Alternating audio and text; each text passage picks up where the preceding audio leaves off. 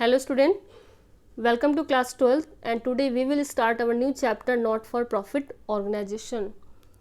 The weightage of this chapter is 10 marks and जो questions का आपका pattern होगा 1 marks, 3 और 4 marks as well as 6 marks. तो वो depend करता है marking scheme के ऊपर. ये जो चैप्टर है आपका NPO not for profit organisations, इस कोविड-19 के टाइम पर नॉट फॉर प्रॉफिट ऑर्गेनाइजेशंस की इम्पोर्टेंस बहुत ज़्यादा बढ़ गई है. आपने अपने आसपास देखा होगा, टीवी में, न्यूज़पेपर में देखा होगा, डिफरेंट NGOs हैं, स्कूल हैं, हॉस्पिटल्स हैं. इस कोविड-19 के टाइम पर सोसाइटी की किस तरीके से सर्विस कर रहे हैं. So let's understand what is not for profit organisation. Every business undertake economic activities with a motive to earn a profit. बेटा every business undertake, I talk about business. Every business organization undertake activities with the motive of to earn profit. But there are certain organization which work with a motive to provide service to its member as well as to the general public. तो बेटा इनका जो main motive होता है इनके members का, not to earn profit but provide service to its members as well as to society.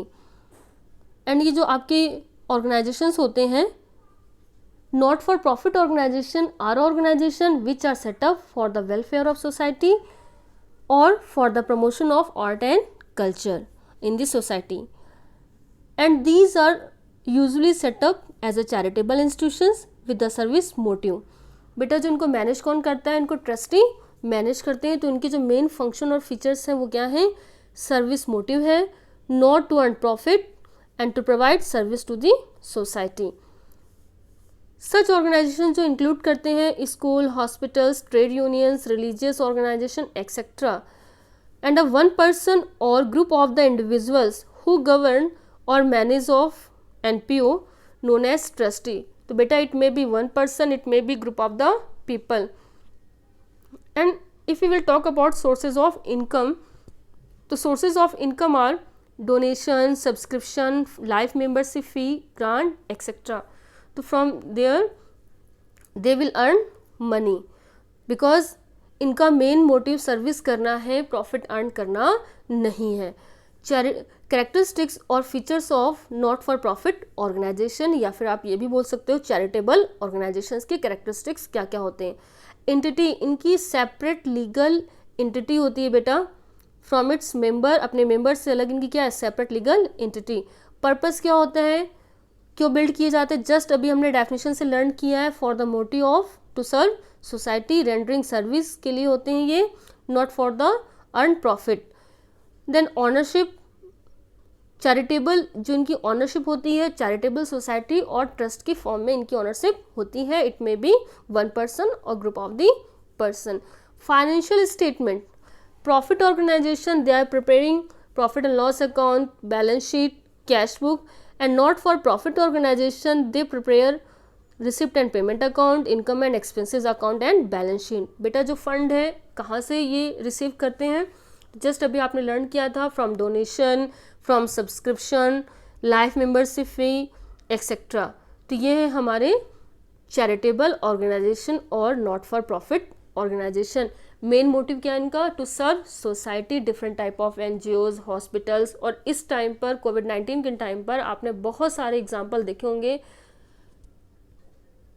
NGO के, NPO के, नॉट फॉर प्रॉफिट ऑर्गेनाइजेशन के. फॉर एग्जांपल रिलायंस कंपनी जो आपका बिजनेस ऑर्गेनाइजेशन है एंड मेन मोटिव है प्रॉफिट अर्न करना, but Reliance foundation है, main motive क्या है, सोसाइटी की हेल्प करना.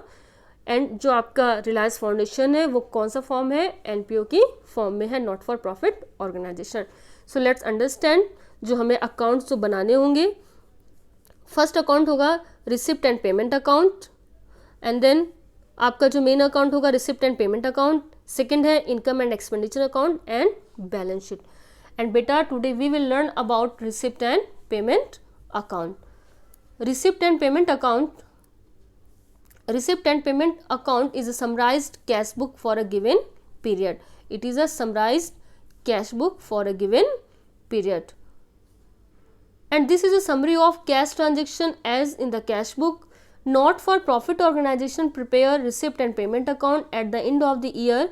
With the help of this account and some additional information, we prepare income and expenditures account to disclose the trust result for not for profit organization. बेटा अब बात ये आ रही, जब इनका मेन मोटिव प्रॉफिट अर्न करना है तो इनको ये डिफरेंट अकाउंट मेंटेन करने की ज़रूरत क्या?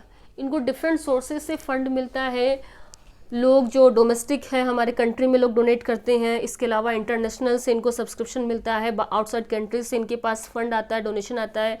आप डिफरेंट चर्च वगैरह ले सकते हो, और एनजीओ हैं और रिलीजियस इंस्टीट्यूशंस हैं, तो काम कर रहे हैं। कुछ लोग अर्बन एरियाज़ में काम कर रहे हैं, कुछ लोग नक्सल एरिया में काम कर रहे हैं।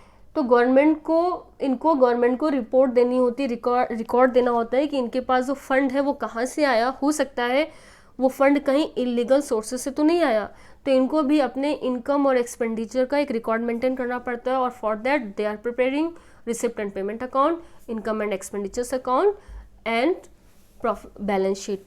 अब हम बात करते हैं जो हमारा रिसिप्ट एंड पेमेंट अकाउंट है, एज इट इज़ हमारा कैश बुक की तरह होता है। आप ये बोल सकते हो it is a summary of cash book for a particular time period. Cash book हमारा जो डील करता है with the rule of real account, debit what comes in, credit what goes out. Receipt and payment account भी हमारा इसी rule के ऊपर depend करता है। ये हमारा एक रियल अकाउंट है और ये भी सेम इसी रूल पर डिपेंड करेगा कि debit what comes in, credit what goes out. अब व्हाट में सब कुछ नहीं, जितना भी कैश 1 ईयर में आएगा, एक टाइम पीरियड में आएगा, उसको हम कहाँ रिकॉर्ड करेंगे? डेबिट साइड में। एंड जितना भी कैश जाएगा, only cash transactions will record in receipt and payment account. So let's see the features or nature of function of receipt and payment account. Nature क्या है इसका? It is a summary of cash receipt and payment and hence it is an assets account और real account. ये क्या है? हमारा real account है, recording है। हम क्या करते हैं, जितने भी कैश और बैंक के ट्रांजेक्शन है वो सिर्फ रिकॉर्ड करते हैं in chronological order, means date wise. Basis of preparing, ये जो हमारा जो बेस है इसको प्रिपेयर करने का, वो हमारा क्या है बेटा? कैश बेसिस के हिसाब से हम क्या करते हैं, इसको प्रिपेयर करते हैं। 1 मार्क्स का क्वेश्चन आपका यहाँ से बनेगा बेटा, बहुत ज़्यादा इंपॉर्टेंट है ये 1 मार्क्स का क्वेश्चन, जिसका बेस क्या है, किसके बेसिस पर ये आपका बनता है? कैश बेसिस पर हम बनाएंगे। कैपिटल एंड रेवेन्यू, ये दोनों ही, कैपिटल और रेवेन्यू दोनों ही नेचर्स के अकाउंट को रिकॉर्ड करता है, बट वो सारे कैश में ही होने चाहिए। तो it record all the transaction whether capital or revenue.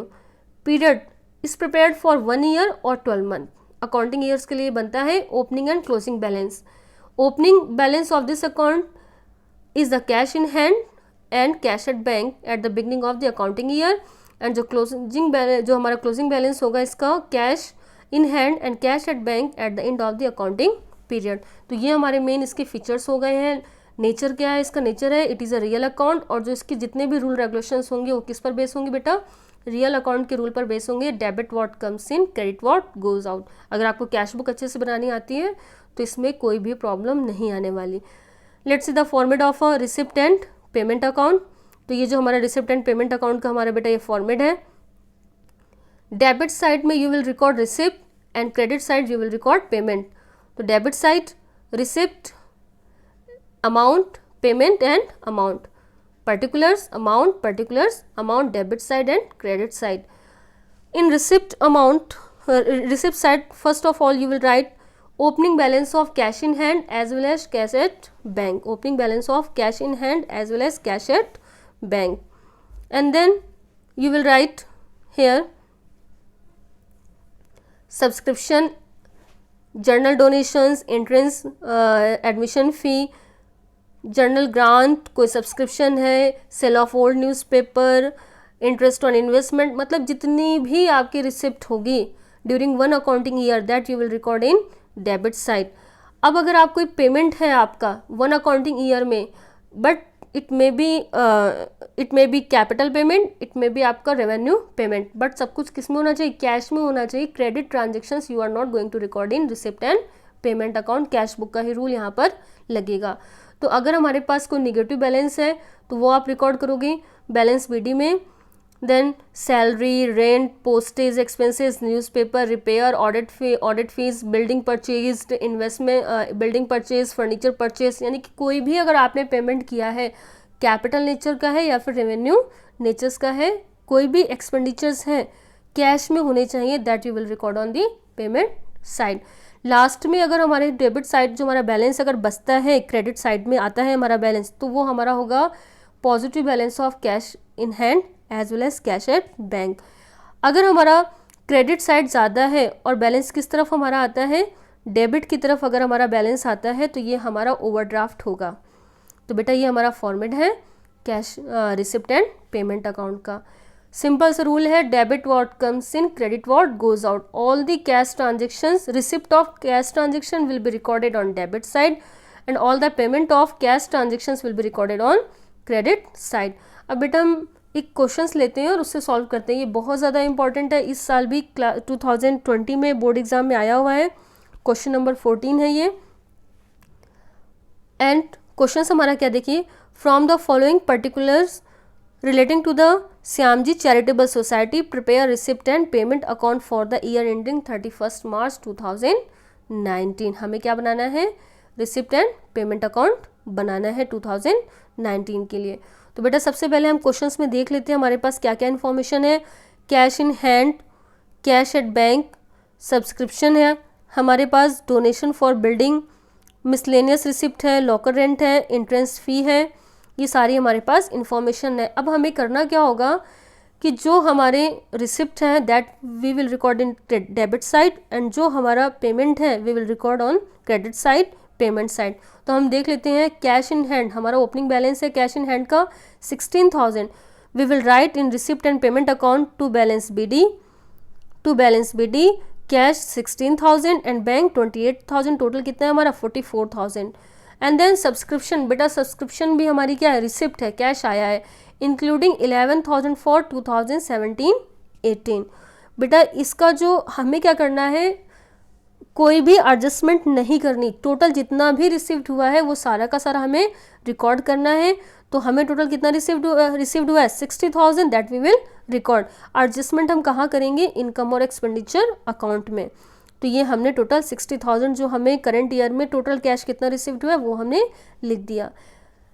Miscellaneous donation for building, ये भी हमारी क्या है, रिसिप्ट है। So we have written donation 2,90,000। फिर हम बात करते हैं मिसलेनियस एक्सपेंसेस की। बेटा एक्सपेंसेस हैं यानी कि हमने पेमेंट किया होगा, तो that we will write on credit side, payment side में हम लिखेंगे। तो हमारा कितना है 98,000। फिर हम बात करते हैं इंट्रेंस फ़ी। इंट्रेंस फ़ी भी हमारी बेटा रिसिप्ट है, हमने कुछ पेमेंट नहीं किया है, रिसिप्ट है।